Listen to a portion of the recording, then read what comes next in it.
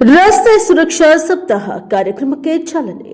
Helmet ಮತ್ತು seat belt ಧರಿಸಿ ಪ್ರಾಣ ಉಳಿಸಿಕೊಳ್ಳಿ ಎಂಬ ಸಂದೇಶದೊಂದಿಗೆ ಸಾರ್ವಜನಿಕರಲ್ಲಿ ಜಾಗೃತಿಯನ್ನ ಮೂಡಿಸಲಾಯಿತು.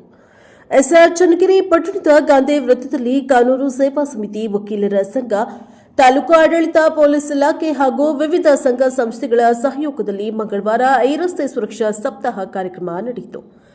ಕಾರ್ಯಕ್ರಮಕ್ಕೆ ಚಾಲನೆ ನೀಡಿ ಮಾತನಾಡಿದ ಹಿರಿಯ ಸಿವಿಲ್ ನ್ಯಾಯಾಧೀಶೆ ಸೌಭಾಗ್ಯ ಬಿ. ಭೂಷೇರ್, ದ್ವಿಚಕ್ರ ವಾಹನಗಳ ಸವಾರರು ಕಡ್ಡಾಯವಾಗಿ ಹೆಲ್ಮೆಟ್ ಧರಿಸಿಕೊಂಡು ವಾಹನ ಚಾಲನೆ ಮಾಡಬೇಕು. ಇದರಿಂದ ತಮ್ಮ ಅಮೂಲ್ಯವಾದ ಜೀವವನ್ನು ರಕ್ಷಿಸಿಕೊಳ್ಳಬಹುದು ಎಂದು ತಿಳಿಸಿದ್ದಾರೆ.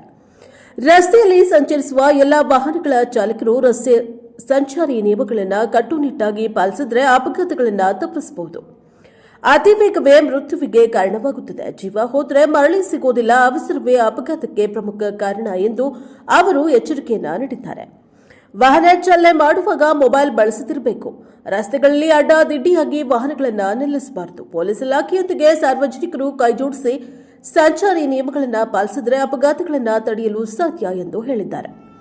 ಈ ಕಾರ್ಯಕ್ರಮದಲ್ಲಿ ಸಿವಿಲ್ ನ್ಯಾಯಾಧೀಶೆ ಶಮಾ ಶ್ರೀವತ್ಸ, ವಕೀಲರ ಸಂಘದ ಅಧ್ಯಕ್ಷ ಎಚ್. ಮೋಹನ್, ಕಾರ್ಯದರ್ಶಿ ಜಿಎಸ್ ಮೋಹನ್, ಪುರಸಭೆ ಮುಖ್ಯಾಧಿಕಾರಿ ಮಂಜುನಾಥ್, ಸಿಡಿಪಿಒ ಆರ್. ನಿರ್ಮಲಾ, ಸರ್ಕಾರಿ ಪದವಿ ಪೂರ್ವ ಕಾಲೇಜು ಪ್ರಾಂಶುಪಾಲ ದೇವರಾಜು, ಪಿಐಕೆಎನ್ ರವೀಶ್ ಸೇರಿದಂತೆ ಹಲವರು ಉಪಸ್ಥಿತರಿದ್ದರು. ರಸ್ತೆ ಸುರಕ್ಷತೆ ನಮ್ಮೆಲ್ಲರ ಹೊಣೆ ಎಂಬ ಸಂದೇಶದೊಂದಿಗೆ ಕಾರ್ಯಕ್ರಮ ಯಶಸ್ವಿಯಾಗಿ ನಡೆಯಿತು. Bureau report Devaraj K. ನೆಲ್ಲಿಹಂಕ್ಲು, ಪ್ರಜಾಭವ ಟಿವಿ, ಚನ್ನಗಿರಿ. ರಸ್ತೆ ಸುರಕ್ಷಾ ಸಪ್ತಾಹ ಕಾರ್ಯಕ್ರಮವನ್ನು ಹಮ್ಮಿಕೊಳ್ಳಕ್ಕೆ ಒಂದು ಉದ್ದೇಶ ಏನು ಅಂತ ಹೇಳಿದ್ರೆ, ನಾವು ಇತ್ತೀಚೆಗೆ ಎಲ್ಲ ರೋಡ್ ಟ್ರಾಫಿಕ್ ಅವೇರ್ನೆಸ್ ನಮ್ಗೆ ಯಾವುದೂ ಇಲ್ಲ.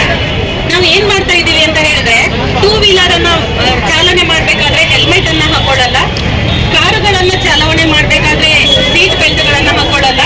ಅದಕ್ಕಿಂತ ಮುಖ್ಯ ಏನು ಅಂತ ಹೇಳಿದ್ರೆ, ನಮಗೆ ವೆಹಿಕಲ್ ಅನ್ನ ನಡೆಸಕ್ಕೆ ಲೈಸೆನ್ಸೇ ಇರಲ್ಲ, ಮತ್ತೆ ಇನ್ಶೂರೆನ್ಸ್ ಇಲ್ಲದೆ ಇರುವಂತಹ ಗಾಡಿಯನ್ನು ನಾವು ಚಲಾವಣೆ ಮಾಡ್ತೀವಿ. ಇದನ್ನು ಮಾಡಿದಾಗ ಏನಾದ್ರೂ ಒಂದ್ ವೇಳೆ ಇನ್ಶೂರೆನ್ಸ್ ಇಲ್ಲದೆ ಇರೋ ಗಾಡಿಯನ್ನ ಚಾಲನೆ ಮಾಡಿ ಆಕ್ಸಿಡೆಂಟ್ ಆಯ್ತು ಅಂತ ಹೇಳಿದ್ರೆ, ಇಲ್ಲಿ ಯಾವುದೇ ಇನ್ಶೂರೆನ್ಸ್ ಕಂಪನಿ ಲಯಬಲ್ ಆಗಲ್ಲ. ಹೊಲ ಜಮೀನ್ ಎಲ್ಲ ಮಾಡ್ಕೊಂಡು ಬೀದಿಗೆ ಬರ್ಬೇಕಾಗುತ್ತೆ. ನಾವು ಈ ತರ ಆಗ್ಬಾರ್ದು ಅಂತ ಹೇಳಿದ್ರೆ ಏನ್ ಮಾಡ್ಬೇಕು ಅಂದ್ರೆ, ಕಡ್ಡಾಯವಾಗಿ ಡ್ರೈವಿಂಗ್ ಲೈಸೆನ್ಸ್ ಇರಬೇಕು, ಗಾಡಿಗಳಿಗೆ ಇನ್ಶೂರೆನ್ಸ್ ಇರಬೇಕು, ಹೆಲ್ಮೆಟ್ ಅನ್ನ ಹಾಕೋಬೇಕು, ಸೀಟ್ ಬೆಲ್ಟ್ ಗಳನ್ನ ಧರಿಸಬೇಕು. ಅದಕ್ಕಿಂತ ಮುಖ್ಯವಾಗಿ ಏನು ಅಂತ ಹೇಳಿದ್ರೆ, ನಾವು ಟ್ರಾಫಿಕ್ ರೂಲ್ಸ್ ಗಳನ್ನ ಪಾಲನೆ ಮಾಡಬೇಕು. ನಾವೆಲ್ಲ ಪೊಲೀಸ್ನವರು ಪಕ್ಕದಲ್ಲಿ ನಿಂತ್ಕೊಂಡು ಸೀಟ್ ಬೆಲ್ಟ್ ಹಾಕೊಡಿ ಅಂತಿರ್ತಾರೆ, ನಾವು ಪೊಲೀಸ್ನವರಿಗೆ ಆವಾಜ್ ಹಾಕ್ತಿವಿ, ಯಾಕೆ ನಮ್ದು ಇಷ್ಟ ಅಂತ. ಅದೆಲ್ಲ ಬೇಡ. ಅವ್ರು ಹೇಳೋದು, ಪೊಲೀಸ್ನವರ ಉದ್ದೇಶ ಏನು ಅಂತ ಹೇಳಿದ್ರೆ, ನಮ್ಮ ಸೇಫ್ಟಿನೇ ಅವರ ಸೇಫ್ಟಿ ಅಂತ ಅನ್ಕೊಂಡಿರ್ತಾರೆ. ಹಾಗಾಗಿ ಅವರು ನಮ್ಗೆ ಎಲ್ಲಾ ರಸ್ತೆ ನಿಯಮಗಳನ್ನ ಇದು ಏನು ಅನುಸರಿಸ್ಕೊಂಡು ಹೋಗಿ ಅಂತ ಹೇಳ್ತಾರೆ. ಮತ್ತೆ ಇನ್ನೊಂದೇನು ಅಂತ ಹೇಳಿದ್ರೆ, ಕುಡಿದು ಚಲಾವಣೆ ಮಾಡ್ತಾರೆ. ವೆಹಿಕಲ್ ಗಳನ್ನ ಕುಡಿದು ಚಲ ಮಾಡಿ ಯಾರಿಗೂ ಹೋಗಿ ಡಿಕ್ಕಿ ಹೊಡೆದು ಬಿಡ್ತಾರೆ. ಅವನು ಡೆತ್ ಆಗ್ಬಿಡ್ತಾನೆ, ಕೈ ಕಾಲ ಮುರ್ಕೊಂಡ್ ಬಿಡ್ತಾನೆ. ಅದಕ್ಕೆ ಯಾರು ಹೊಣೆ? ಪೊಲೀಸ್ನವ್ರು ಹೇಳ್ತಾರೆ, ನೀವು ಕುಡಿದು ಮಾಡ್ತಾ ಇದ್ದೀರಾ, ಗಾಡಿ ಓಡಿಸ್ತಾ ಇದ್ದೀರಾ, ಡಿಡಿ ಹಾಕಕ್ ಬಂದ್ರೆ ಅವ್ರ ಜೊತೆಗೆ ಗಲಾಟೆ ಮಾಡ್ತೀರಾ. ಇದೆಲ್ಲ ಬೇಡ.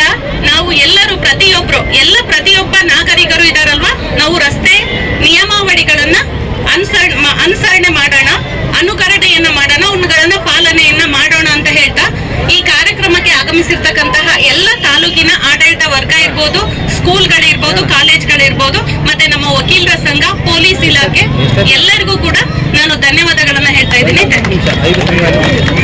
ಮತ್ತೆ ಅದಕ್ಕಿಂತ ಹೆಚ್ಚಾಗಿ ನಮ್ಮ ಪತ್ರಿಕಾ ಮಾಧ್ಯಮದವರು ಇದ್ದಾರೆ, ಟಿವಿ ಮಾಧ್ಯಮದವರು ಇದ್ದಾರೆ, ಅವರಿಗೆ ನಾವು ಸ್ಪೆಷಲ್ ಆಗಿ ಥ್ಯಾಂಕ್ ಯು ಅಂತ ಹೇಳ್ತಾ ಇದ್ದೀನಿ. Thank you.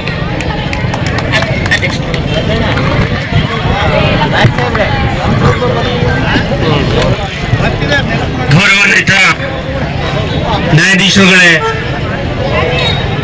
ಸಮಸ್ತ